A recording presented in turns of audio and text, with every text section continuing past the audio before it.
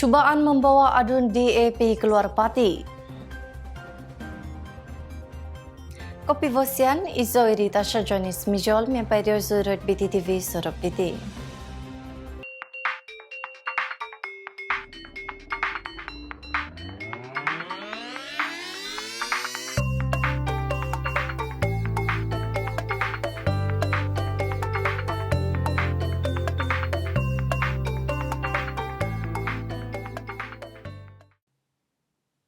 DAP Sabah mendakwa 7 ahli Dewan Undangan Negeri parti itu ditawarkan jawatan timbalan Ketua Menteri Sabah jika melompat parti. DAP Sabah mendakwa 7 ahli Dewan Undangan Negeri adun parti itu telah ditawarkan jawatan timbalan Ketua Menteri Sabah jika mereka bersetuju melompat parti dan menjatuhkan kerajaan pemimpin Parti Warisan Sabah. Pengerusi DAP Sabah Dato' Frankie pun bagaimanapun menegaskan tiada seorang pun wakil rakyat mereka yang terpengaruh dengan tawaran tersebut kerana berpegang teguh kepada mandat yang telah diberikan rakyat. Tegasnya, wakil rakyat parti itu tidak berminat untuk menerima sebarang ganjaran dalam bentuk wang ringgit atau jawatan untuk beralih sokongan. Beliau meminta ejen politik yang masih mencuba untuk memujuk rayu ahli parti itu untuk melompat ke parti lain supaya jangan membuang masa dan menghentikan perbuatan itu. Tegasnya, wakil rakyat DAP bukan untuk dijual beli. Enough is enough. Enough is enough. Okay? When I say enough is enough, I'm saying to other people out there, stop wasting time on us. Stop wasting time on DAP punya YB MPs and adun. Beliau berkata demikian dalam sidang akbar di pejabat DAP Sabah di Kota Kinabalu petang tadi. Sidang akbar berkenaan turut disertai beberapa adun dan ahli parlimen DAP lain menggunakan aplikasi Zoom kerana tidak dapat hadir di pejabat itu. Terdahulu hari ini, 2 adun DAP iaitu Adun Kepayan Jenny Lasimbang dan Adun Elapora Calvin Chung membuat laporan polis selepas didatangi individu yang didakwa ejen kepada pemimpin politik tertentu yang menawarkan habuan kepada mereka untuk melompat parti.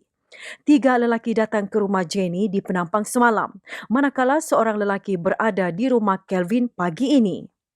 Tentang ada orang yang datang rumah saya dalam parti ini dan saya harap polis mau jaga keselamatan saya.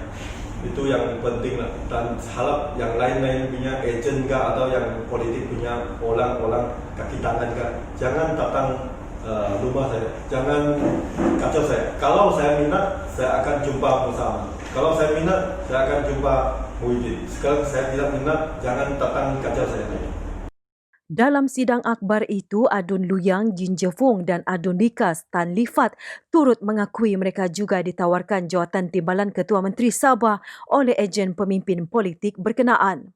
Bagaimanapun, kedua-duanya bertegas tidak terpedaya dengan tawaran berkenaan.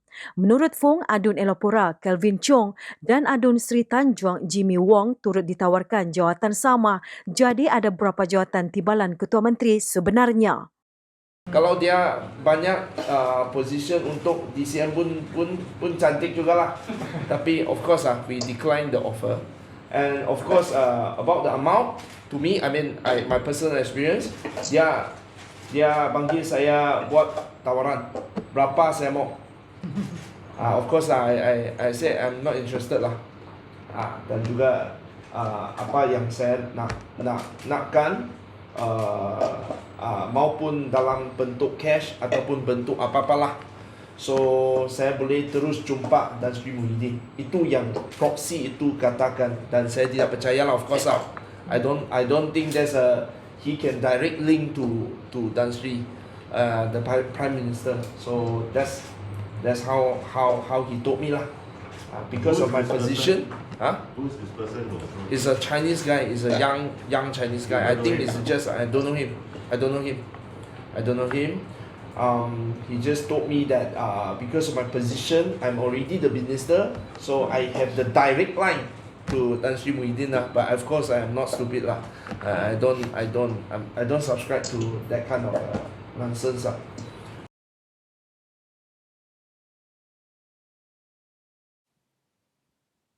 Bencong bukan untuk dijual dan ini keputusan terakhir. Sudah-sudahlah pihak sebelah menghantar ejen mereka untuk melobi saya melalui kawan-kawan rapat saya. Itu jawapan adun Tanjung Kapor Bencong yang sekali lagi menyatakan pendiriannya untuk terus kekal bersama Parti Warisan Sabah. Kenyataan tersebut sekaligus menafikan kabar angin yang berlegar sejak petang kemarin bahawa pembantu Menteri Perdagangan dan Industri Sabah itu sudah menandatangani akuan bersumpah SD untuk menyokong bekas Ketua Menteri Sabah Tan Sri Musa Aman. Ben berkata tiada sebab baginya untuk mengkhianati rakyat di kawasannya walaupun beliau dikatakan bakal dilantik Menteri Pelajaran dan Inovasi Sabah dalam pentadbiran kerajaan baharu yang kononnya dipimpin oleh Musa sebagai Ketua Menteri. Saya juga sama sekali tidak akan membelot Presiden saya, tegasnya. Rakyat Tanjung Kapor undi saya untuk perjuangkan mereka melalui Parti Warisan Sabah. Kenapa saya perlu membelot kepercayaan yang mereka berikan pada saya hanya semata kerana tawaran wang ringgit yang lumayan, nilai projek beratus juta dan jawatan menteri, katanya. Sementara itu, adun tandek Datu Anita Baranting ketika dihubungi turut menafikan kabar angin terbabit. Saya tidak lompat, ramai yang cari saya, hubungi saya tetapi tidak dapat jumpa saya. Mereka telefon banyak kali mahu berjumpa. Ini orang-orang Datuk Jeffrey, lama sudah mereka hubungi saya tetapi sekarang tiada panggilan, katanya. Sementara itu, dua lelaki dipercayai ejen politik hadir di kediaman adun Moyog, Jennifer Lasimbang di Penampang semalam bagi mengemukakan tawaran untuk melompat parti. BTTV turut meninjau pendapat orang ramai mengenai cubaan memujuk adun kerajaan untuk bertukar parti. Cubaan untuk membeli wakil-wakil rakyat oleh pemimpin tertentu bagi mendapatkan semula kuasa yang hilang meresahkan rakyat di negeri ini. Tinjauan Borneo Today mendapati orang ramai melahirkan perasaan kecewa memandangkan perkara tersebut pernah menjadi igawan buruk rakyat Sabah pada tahun 1994 apabila Parti Bersatu Sabah PBS ditumbangkan oleh Barisan Nasional akibat pemimpin lompat parti. Why you say Musa Aman wants to do it? Because first thing, Musa, he needs to gain back the chief ministership because there are many businesses undone for him. That's why he's so desperate. And secondly, the government needs to take over Sabah because Sabah was once the fixed deposit for them. So they feel that by getting control of Sabah, it's to derail Mahathir's plan for Shafee to be the next Prime Minister of Malaysia. For me, what they're doing is democratically, morally wrong. Musa Aman should have more dignity to face the riot back and wait for the next general election. And not by using money to buy power. As he has been doing this. Ingat, kasih balik tuh anti-hop law tuh. Baru boleh. Kalau dia lompat, undi balik. Di sana kau nampak rakyatnya hati. Dia suka atau tidak. Kalau saya bilang saya tidak suka, satu orang saja saya. Kalau ini satu konstitusi yang kau tahu, mau atau tidak. Kalau ada itu anti-hop law. Kalau boleh kasih balik tuh anti-hop law, baru kau boleh nampak hati rakyat. Sekarang kau tidak boleh nampak. Sebab itu YB lompat sana, mana kau boleh cakap. Satu yang tidak wajar lah. Pasal itu tidak menunjukkan satu kepimpinan yang berwibawa lah. So bagi seorang pengundi macam saya rasa macam undi saya tu rugi lah nampak kerajaan sekarang yang memerintah. Biarpun kalau bagi saya, kalau dia orang backdoor pun, sekurang-kurangnya dia orang tidak buat satu tindakan yang apalah sebagai perompak lah, mencuri wakil rakyat orang lain lah. Itu pandangan saya lah. Bagi saya lah, kalau mau UMNO memerintah di Sabah, kalau bagi saya lah kan sebagai seorang rakyat Sabah, saya mau sama seperti yang di Sarawak lah, pasal semua parti yang berada di Sarawak adalah parti sendiri. Saya mau yang di Sabah juga kalau boleh parti kita sendiri lah. Kita juga nih. Takkan mau orang Malaya kontrol kita. Kita mau yang orang kita sendiri memerintah negeri kita yang tercinta ini, Sabah. Jatuh lah. Siapa yang pasti bercakap memang tidak patut lah ya. Kan lawan tuh mau buat gitu kan. Ya. Tidak bagus lah kan. Tapi ini dari dulu lagi memang siapa-siapa yang memerintah dan siap yang mau jadi apa ini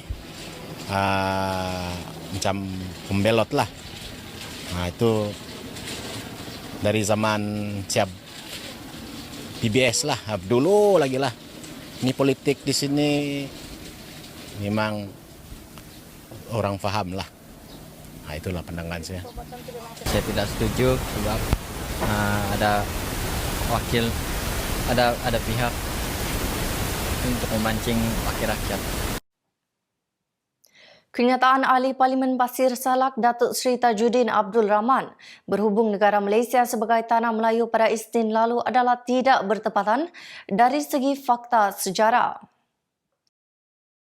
Ahli Parlimen Tuaran Datuk Seri Panglima Wilfred Madius Tangau berkata, fakta menunjukkan nama negara ini ialah Malaysia yang dibentuk pada 1963 oleh 4 wilayah iaitu Persekutuan Tanah Melayu, Sabah, Sarawak dan Singapura. Secara geografinya, Persekutuan Tanah Melayu mempunyai keluasan 132,265 km persegi. Keluasan Tanah Sabah pula 73,631 km persegi dan Sarawak 124,450 km persegi.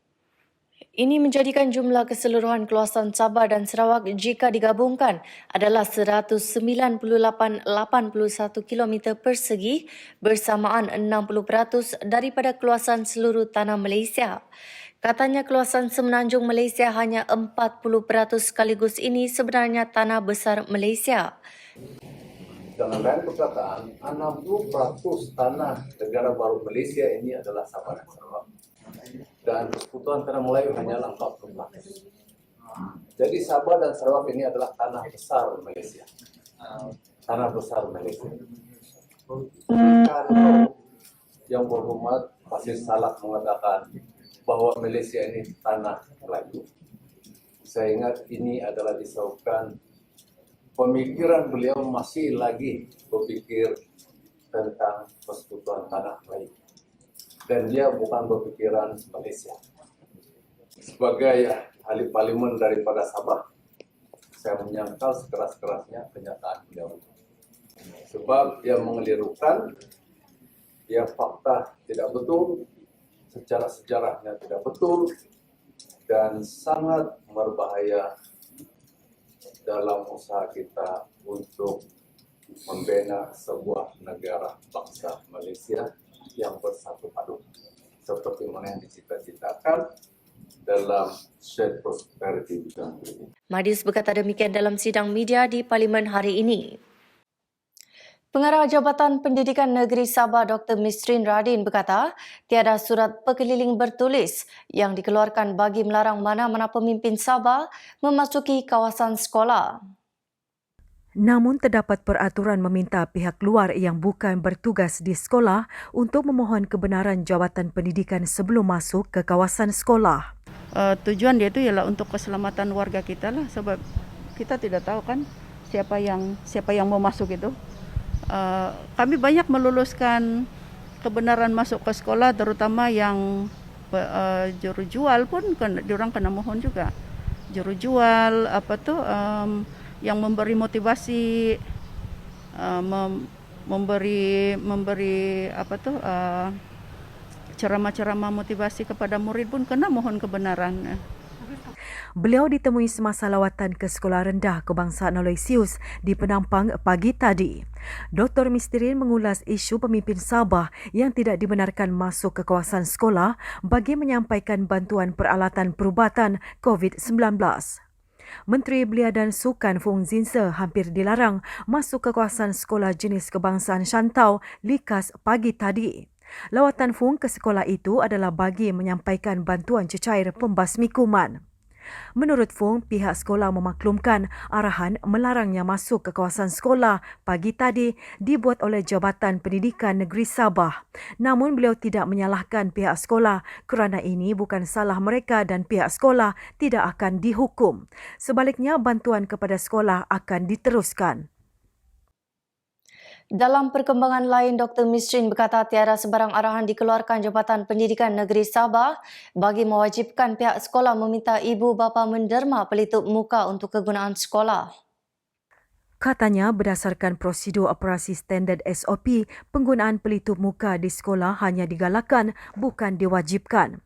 Mengenai penyediaan cecair pembasmi kuman, pengimbas suhu dan pelitup muka kepada sekolah-sekolah di Sabah, beliau berkata Kementerian Pendidikan telah menyediakan peruntukan untuk tujuan tersebut. Mas tu, yang diberikan peruntukan oleh KPM adalah hand sanitizer dengan pengimbas suhu. Dengan pemasangan sinki itu semualah. Dan yang akan datang ni PS system, tapi face mask sekarang ni yang diagihkan ke sekolah adalah yang sumbangan daripada pemimpin tempatan lah. Itu yang diagihkan ke sekolah. Tapi disebabkan face mask ni penggunaan dia banyak, sebab dia boleh bertahan untuk berapa jam saja kan. Jadi kita galakkan supaya ibu bapa membelilah, kita galakkan ya.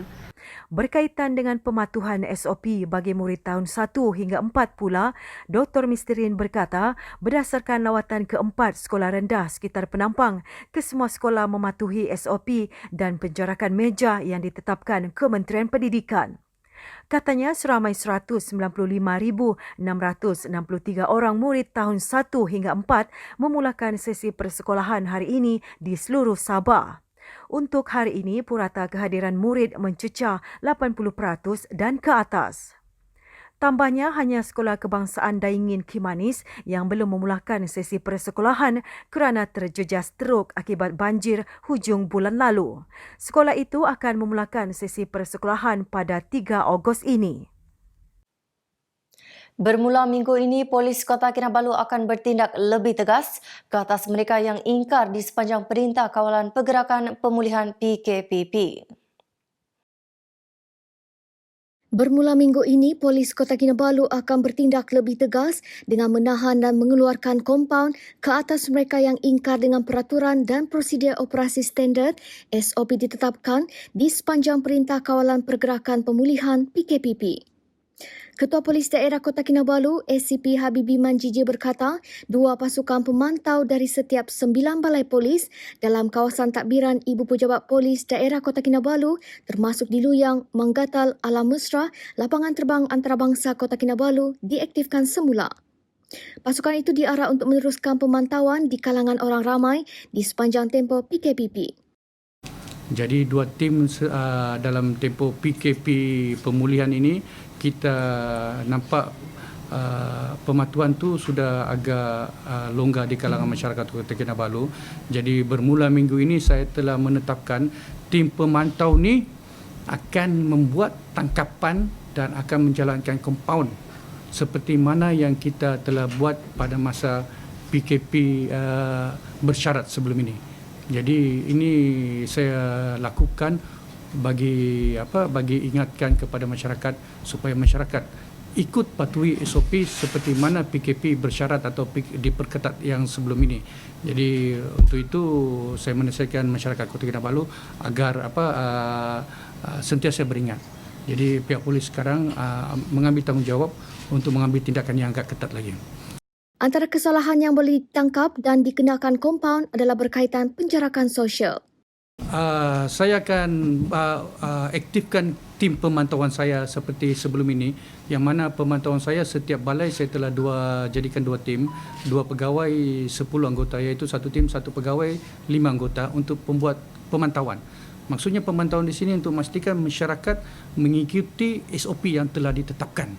Jadi maksud yang telah ditetapkan tu macam saya beritahu, sekiranya tiada penjarakan sosial, sekiranya yang telah dibagi dalam peraturan telah ditetapkan oleh kerajaan negeri dan kerajaan persekutuan, sekiranya tidak diikuti, saya akan menjalankan tangkapan dan kompaun seperti mana PKP yang diperketat sebelum ini.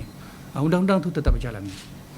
Sehingga semalam, Sabah mencatatkan 383 kes positif COVID-19 dengan 1 kes baharu dilaporkan di Tawau. Sepanjang tempoh PKPP ini, banyak sektor ekonomi telah dibuka semula.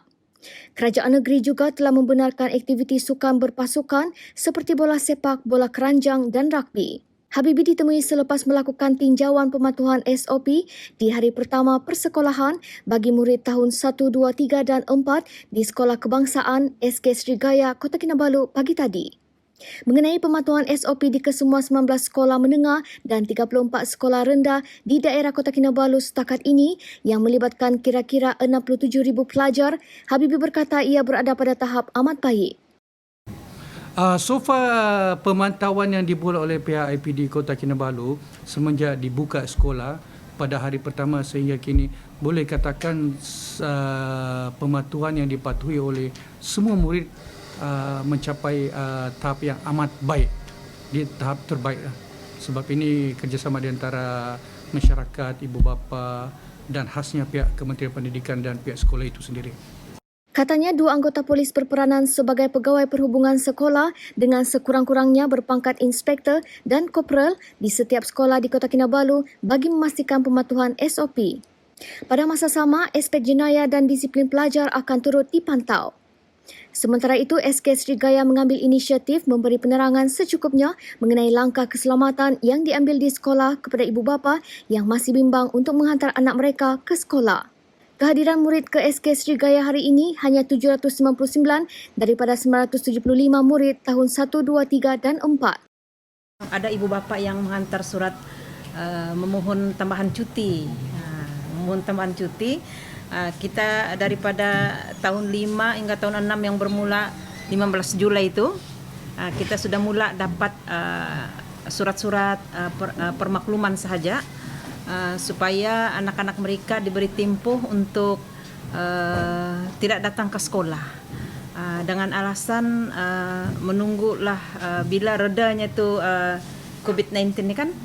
So kita di pihak sekolah kita memaklumkan bahawa sebenarnya sekolah pun sudah melaksanakan SOP yang telah ditetapkan oleh Kementerian Kesihatan Malaysia dan juga Kementerian Pendidikan Malaysia.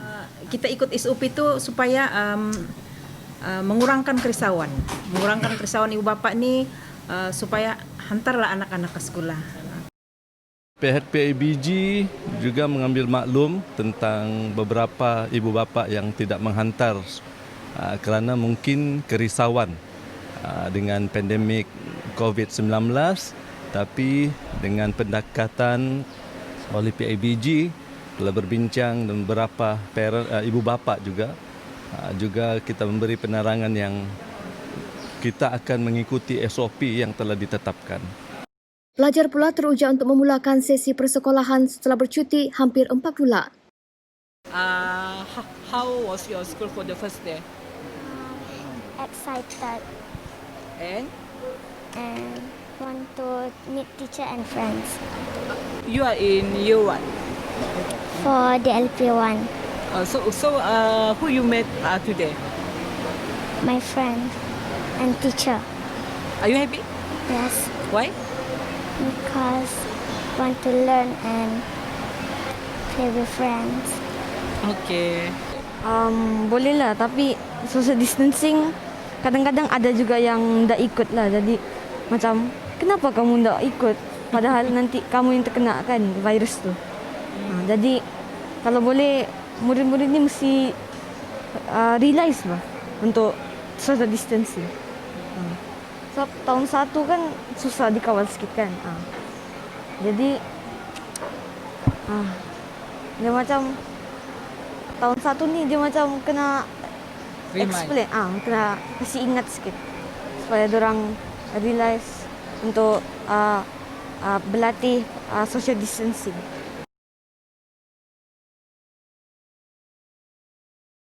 Sementara itu, warga SK Srigaya mempunyai sebab untuk tersenyum ketika memulakan sesi persekolahan hari ini. Sebuah van bernilai RM140,000 disumbangkan kepada sekolah itu hasil program mengumpul dana menerusi inisiatif Persatuan Ibu Bapa dan Guru PIBG SK Srigaya. Dana untuk tujuan ini diperoleh menerusi pelbagai program yang dianjurkan PIBG sejak November 2018 sehingga November tahun lalu, iaitu program Bazaria, larian Fun Walk and Run SK Srigaya dan Majlis Makan Malam Gala sempena ulang tahun ke-25 SK Srigaya. Majlis penyerahan van disempurnakan yang dipertua PIBG SK Srigaya Muhammad Arif Tun Sakaran kepada Guru Besar Sekolah Supia Haji Nur. Dua lelaki merempu anggota polis sebelum berjaya ditangkap. Dua lelaki termasuk seorang warga emas yang mempunyai 34 rekod jenayah secara keseluruhan bertindak merempu anggota polis bermotosikal yang cuba menahan mereka sebelum memecut. Kenderaan dinaiki suspek melanggar beberapa kenderaan lain dalam usaha melarikan diri. Kejadian itu berlaku di Bandaraya Kota Kinabalu tengah hari semalam. Bagaimanapun, suspek yang sudah lama dikehendaki polis atas kes penipuan berjaya ditahan di ruang parkir bawah tanah Pusat Konvensyen Antarabangsa Sabah SICC. Sebelum ditangkap, polis terpaksa melepaskan 2 das tembakan ke arah tayar kenderaan dinaiki suspek. Ketua Polis Daerah Kota Kinabalu, SCP Habibi Manjiji berkata, sebelum itu kedua-dua suspek yang menaiki sebuah kenderaan Honda Jazz dikesan berhampiran sebuah bank di Jalan Gaya Kota Kinabalu kira-kira 12.15 minit tengah hari semalam. Ketika anggota polis yang menaiki motosikal cuba menahan suspek, mereka bertindak mengundurkan kenderaan dan melanggar motosikal terbabit sebelum memecut menghala ke SICC. Akibat tindakan suspek, anggota polis itu mengalami kecederaan ringan manakala motosikalnya rosak. Ketika cuba ditahan di ruang parkir SICC, suspek sekali lagi bertindak agresif dengan cuba melanggar anggota polis. Anggota saya telah mengejar dengan motosikal dan kereta juga, dan saya lihat menurut anggota saya kereta tersebut telah melanggar beberapa kereta sepanjang dia melarikan diri itu, dan sampai di kawasan parking SICC suspek telah melanggar dinding parking tersebut dan anggota saya yang berada di belakang telah mengejar dan memberi amaran untuk berhenti, tetapi suspek enggan mengendahkan. Kemudian dia melanggar anggota saya sekali lagi, menyebabkan anggota saya telah melepaskan 2 das tembakan di bahagian tayar. Selepas itu mendengar das tembakan tersebut, suspek telah melarikan diri keluar dari kereta itu. Jadi semasa melarikan diri, anggota saya berjaya menangkap 2 suspek. 2 suspek yang ditahan berusia 38 dan 60 tahun, kedua-duanya rakyat tempatan. Suspek berusia 38 tahun itu mempunyai 19 rekod jenayah termasuk curi dalam bangunan dan kesalahan berkaitan dadah. Manakala suspek berusia 60 tahun itu mempunyai 15 rekod jenayah termasuk pecah rumah, curi kenderaan, mencuri dalam bangunan dan memiliki dadah. Pemeriksaan air kencing mendapati kedua-duanya positif dadah. Kes disiasat mengikut Seksyen 420 Kanun Keseksaan kerana menipu dan Seksyen 307 Kanun Keseksaan kerana cubaan membunuh.